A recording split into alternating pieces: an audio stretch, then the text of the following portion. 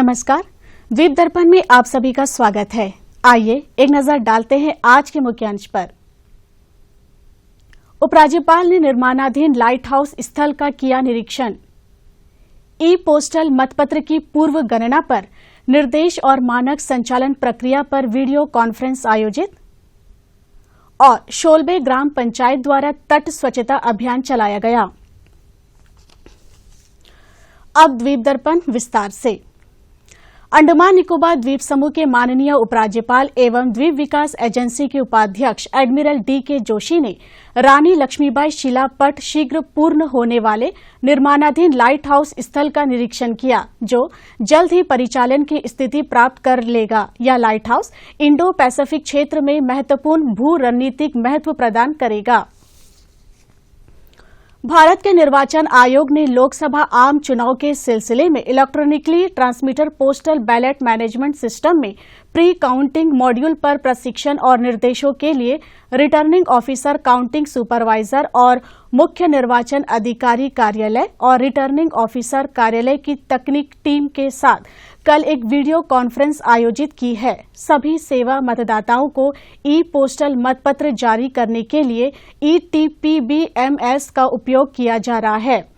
भारत के निर्वाचन आयोग की तकनीक टीम ने PPT प्रस्तुति के माध्यम से प्री काउंटिंग और ई पोस्टल बैलेट की गिनती के संबंध में महत्वपूर्ण निर्देशों और मानक संचालन प्रक्रिया के बारे में चरण दर चरण जानकारी दी। अंडमान निकोबार द्वीप समूह के मुख्य निर्वाचन अधिकारी BS जगलान ने बताया कि मतगणना केंद्र जवाहरलाल नेहरू राजकीय महाविद्यालय सुचारू मतगणना के लिए आयोग के निर्देशों के अनुसार सभी आवश्यक व्यवस्थाएं की गई है। अंडमान निकोबार द्वीप समूह संसदीय निर्वाचन क्षेत्र के रिटर्निंग अधिकारी अर्जुन शर्मा, सहायक रिटर्निंग अधिकारी विनायक चमड़िया तथा तकनीकी टीमों ने दक्षिण अंडमान में रिटर्निंग अधिकारी कार्यालय के कॉन्फ्रेंस हॉल से प्रशिक्षण सत्र में भाग लिया। उत्तर व मध्य अंडमान जिले के उपायुक्त ने मायाबंदर तहसील के अंतर्गत बिल्लीग्राउंड बाजार में 30 अप्रैल को हुई अग्नि दुर्घटना के जवाब में वित्तीय सहायता के लिए व्यय को मंजूरी दे दी है। अंडमान निकोबार द्वीप समूह योजना के तहत प्रदत्त शक्तियों का प्रयोग करते हुए उत्तर व मध्य अंडमान के उपायुक्त ने 16 पीड़ितों के उनके लघु व्यवसाय उद्यमों की क्षति के लिए 4,80,000 रुपए की सहायता के लिए मंजूरी दे दी है। यह कोष दुखद घटना से प्रभावित व्यक्तियों और व्यवसायियों को तत्काल राहत और सहायता प्रदान करेगा। अनुग्रह राशि प्रत्यक्ष लाभ हस्तांतरण मोड के माध्यम से लाभार्थी के खाते में जमा की जाती है। उपायुक्त ने संकट के समय जरूरतमंद लोगों की सहायता करने के लिए प्रशासन की प्रतिबद्धता पर जोर दिया। यह सुनिश्चित करने के लिए हर संभव प्रयास किया जा रहा है कि प्रभावित व्यक्तियों और परिवारों की पीड़ा को कम करने के लिए आवंटित धनराशि कुशलतापूर्वक और प्रभावी ढंग से वितरित की जाए।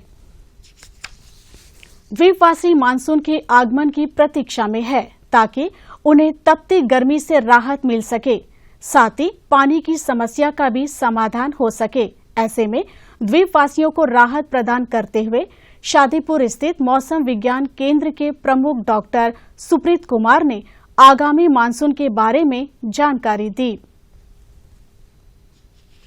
हमारे विभाग के लेटेस्ट फोरकास्ट के अनुसार मानसून 19 मई को आने वाला है। पहले ये निकोबार आइलैंड्स, साउथ ईस्ट बे बंगाल के कुछ हिस्सों एवं साउथ अंडमान सी में टच करेगा। उसके बाद धीरे धीरे ये ऊपर की ओर बढ़ेगा। तो जो यहाँ पे जो मानसून आता है, आपको मालूम होना चाहिए, ये भारतवर्ष में पहला टच करता है, जबकि आपको पता है कि केरला वगैरह में ये 1 जून को आता है। यहाँ पे आने का इसका क्लाइमेटोलॉजिकली टाइम 18 मई से 21 मई तक है। तो ये लगभग ऑन टाइम है। और ये बताना चाहता हूँ कि अभी जो आप लोग गर्मी और उमस का मौसम जो एक्सपीरियंस कर रहे हैं, वो मानसून के आने के बाद से वो आपको मौसम में सुधार होगा, रेनफॉल ज़्यादा बढ़ेगा। ये जो मानसून का जो ऑनसेट है उसमें लार्ज स्केल चेंजेस होता है, जिसमें मानसून करंट का फ्लो सेटअप होता है। आपको हेवी विंड स्पीड्स होगा, रेनफॉल ज़्यादा मिलेगा। कभी कभी आपको बहुत ही ज़्यादा विंड स्पीड और बहुत ही ज़्यादा रेनफॉल मिलेगा। तो इस हिसाब से मैं बोलना चाहता हूँ कि अब हमारे विभाग के जो भी मौसम संबंधी चेतावनी और वार्निंग्स है उस पर ध्यान दें। खासकर जो मछुआरे हैं उन पे बोलना चाहता हूं कि वो हमारे मौसम संबंधी जानकारी और सूचनाओं को आप हमेशा डेली देखकर ही समुद्र में जाएं। और जो मानसून रेनफॉल के बारे में जो हमारा प्रेडिक्शन है, जो लॉन्ग रेंज फोरकास्ट है, जो लास्ट मंथ में जो रिलीज़ किया गया था उसके अनुसार पूरे अंडमान एवं निकोबार द्वीप समूह में औसत से अधिक वर्षा होने की संभावना है। खालसा पब्लिक स्कूल के कक्षा 10वीं के विद्यार्थी मुरली कृष्णा ने 100% अंक हासिल किया है। वहीं इसी स्कूल के कक्षा 12वीं के ह्यूमैनिटीज स्ट्रीम्स के आकाश नायर ने 75% अंक अर्जित कर सफल रहे। उधर विज्ञान माध्यम में ईशा तालुकदार 87% अंक हासिल किया।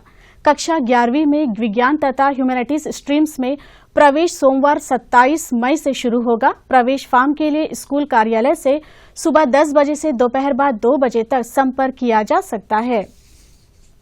द्वीप दर्पण की अगली कड़ी इस ब्रेक के बाद।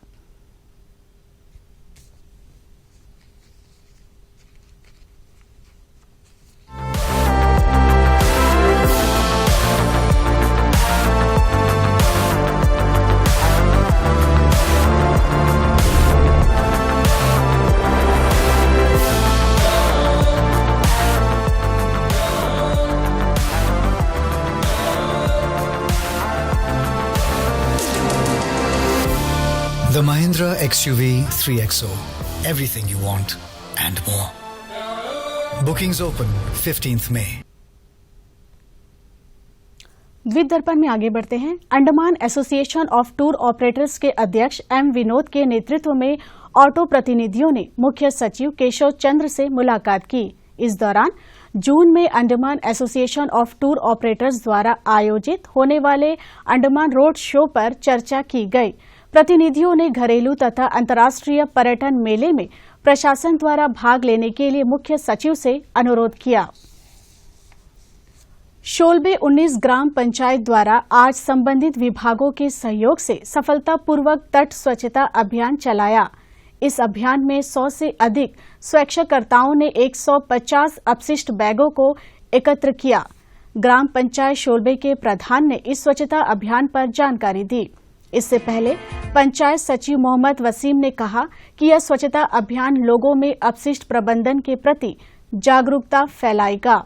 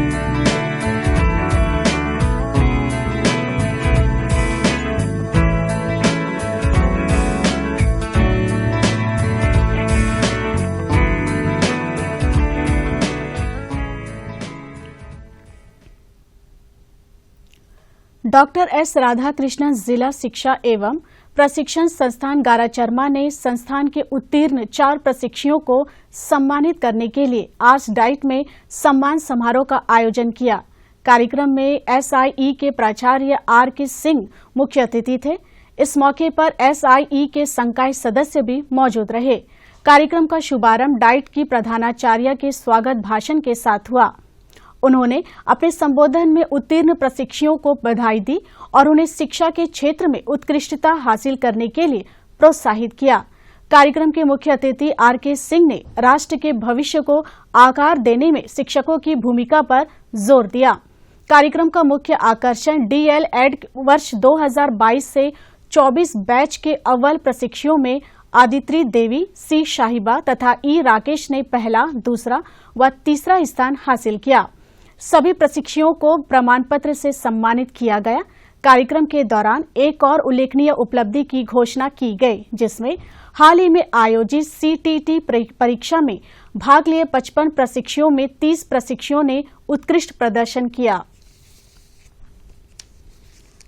ज्वाइंट एक्शन तेलुगु कम्युनिटी के अध्यक्ष जी प्रसाद राव, महासचिव बी हेमाराजू के साथ 8 पदाधिकारियों से संबंध प्रतिनिधियों ने पतन प्रबंधन बोर्ड के मुख्य पतन प्रशासक डॉक्टर प्रशांत कुमार से 10 मई को मुलाकात कर ज्ञापन सौंपा।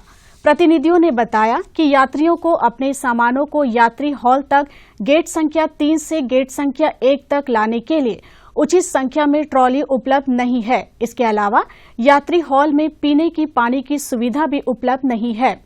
प्रतिनिधियों ने मुख्य पतन प्रशासक से हैडो बंदरगाह में बैठने की क्षमता को बढ़ाने का अनुरोध किया है।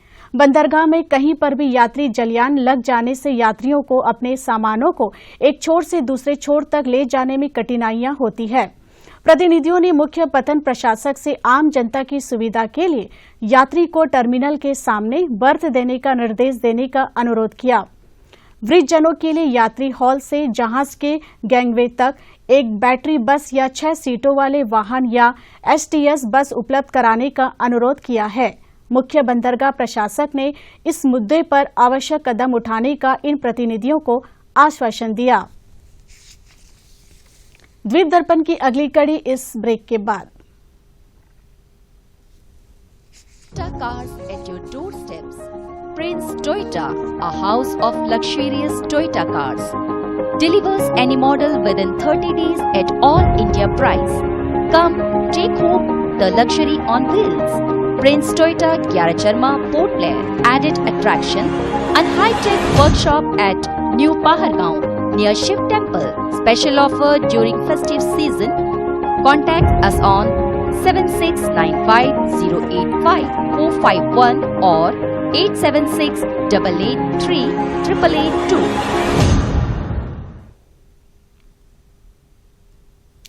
केंद्रीय द्वीपीय कृषि अनुसंधान संस्थान पोर्ट ब्लेयर में शहीद द्वीप के 100 से अधिक आम के पेड़ों वाले प्रगतिशील किसान चिंताहरण विश्वास को पौधों की किस्मों के संरक्षण में चिंता आम के नाम से अपनी किसान किस्म को पंजीकृत करने की सुविधा प्रदान की और किसान अधिकारी प्राधिकरण नई दिल्ली के PPVFRA में पंजीकृत होने वाले इस द्वीप समूह की यह पहली आम किस्म है और इसे चिंता आम के नाम से जाना जाएगा।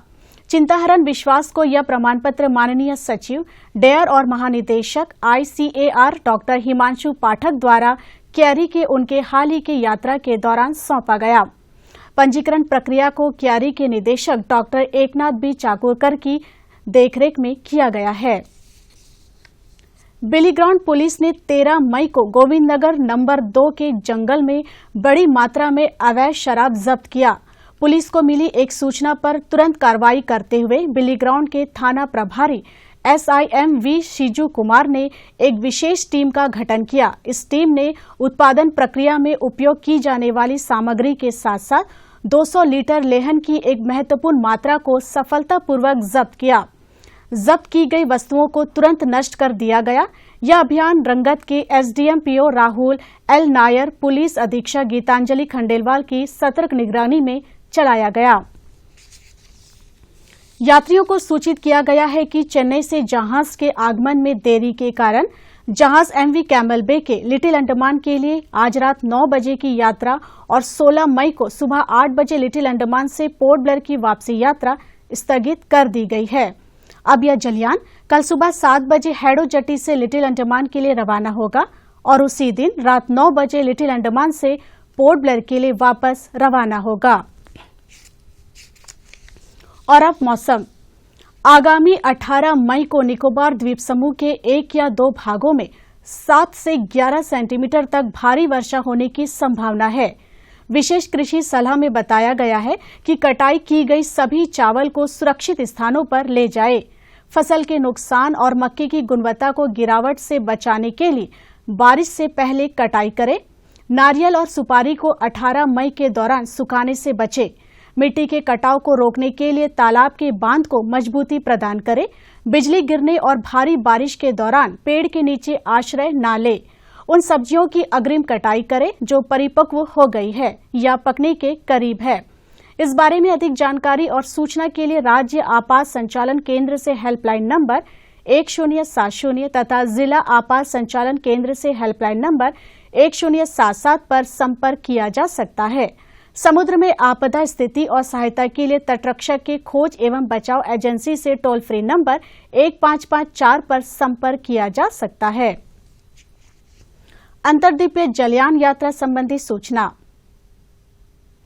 एमवी जॉली बॉय स्वराज द्वीप की यात्रा पर कल सवेरे 6:30 बजे पोर्ट ब्लेयर से प्रस्थान करेगा और इसकी वापसी कल ही सवेरे 9 बजे स्वराज द्वीप से पोर्ट ब्लेयर के लिए होगी। एमवी बाराटांग शहीद द्वीप की यात्रा पर कल सवेरे 6:30 बजे पोर्ट ब्लेयर से प्रस्थान करेगा और इसकी वापसी कल ही सवेरे 8:45 पर शहीद द्वीप से पोर्ट ब्लेयर के लिए होगी। एमवी बाराटांग शहीद द्वीप की यात्रा पर कल दिन में 11 बजे पोर्ट ब्लेयर से प्रस्थान करेगा और इसकी वापसी कल दोपहर 1 बजे शहीद द्वीप से स्वराज द्वीप के लिए होगी। एमवी लॉन्ग आइलैंड स्वराज द्वीप की यात्रा पर कल दिन में 11:30 बजे पोर्ट ब्लेयर से प्रस्थान करेगा और इसकी वापसी कल ही दोपहर बाद 2 बजे स्वराज द्वीप से शहीद द्वीप के लिए होगी। एमवी जॉली बॉय स्वराज द्वीप की यात्रा पर कल शाम 5 बजे पोर्ट ब्लेयर से प्रस्थान करेगा और इसकी वापसी अगले दिन सवेरे 5:30 बजे स्वराज द्वीप से शहीद द्वीप होते हुए पोर्ट ब्लेयर के लिए होगी। सभी जलयानों के यात्रा कार्यक्रम मौसम की स्थिति पर निर्भर होंगे। अब अंत में मुख्यांश एक बार फिर। उपराज्यपाल ने निर्माणाधीन लाइट हाउस स्थल का किया निरीक्षण। ई पोस्टल मतपत्र की पूर्व गणना पर निर्देश और मानक संचालन प्रक्रिया पर वीडियो कॉन्फ्रेंस आयोजित। और शोलबे ग्राम पंचायत द्वारा तट स्वच्छता अभियान चलाया गया। इसी के साथ ही आज का यह द्वीप दर्पण कार्यक्रम यहीं पर समाप्त होता है। नमस्कार।